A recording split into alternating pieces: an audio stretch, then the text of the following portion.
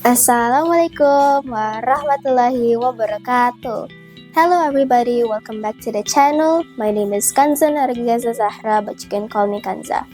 And today I'll review another book called Howl's Moving Castle. So Howl's Moving Castle is one of those magical books that sticks with you long after you finish reading it. Written by Diana Wynne Jones, the book was first published in 1986. And the book has since become a beloved classic in the genre, especially after the 2004 Ghibli film adaptation. The movie is really great, but I recommend you guys to read the book because the book offers so much more depth and charm that makes the book worth the read. So the story follows a character named Sophie Hatter, a young woman that lives in a fantasy world that's filled with magic and mysterious creatures. One day, Sophie was cursed by a wicked witch into a form of an old woman. Instead of letting the curse ruin her life, she embarks on a journey that leads her to a mysterious moving castle. And the castle is home to none other than the enigmatic wizard Howl. Howl's castle is full of surprises. Like there is a fire demon living in it and controlling it named Calcifer, and a young jovial boy that is Howl's assistant named Michael. And Howl himself is very frustrating and a bit vain and not what you call heroic, but in his own ways he is very kind-hearted and charming. As Sophie becomes engaged in Howl's world, she learns of his own troubled past and the dangerous forces that threatens the kingdom. Along the way, Sophie also discovers her own strength and charm.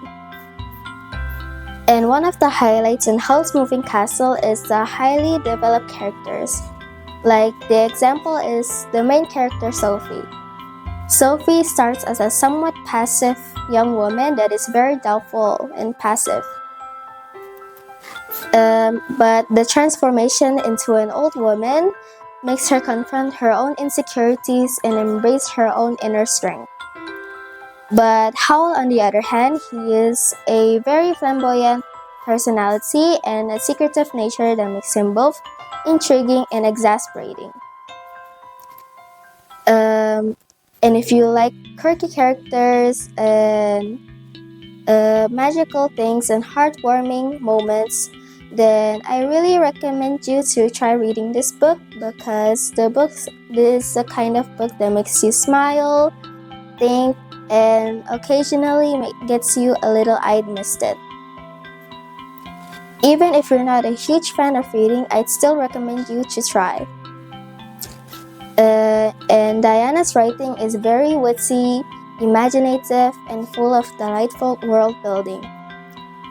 The book is very accessible to both young and adult readers because the book has a very gentle and occasional tone that makes it accessible to all readers.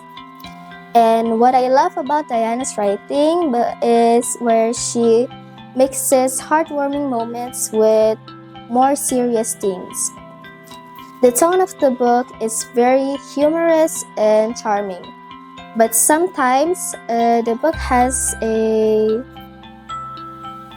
emotional depth where the characters faces very difficult options and sometimes comes to realizations about themselves. The way that Jones balances fun and seriousness makes the book beyond a simple fairy tale.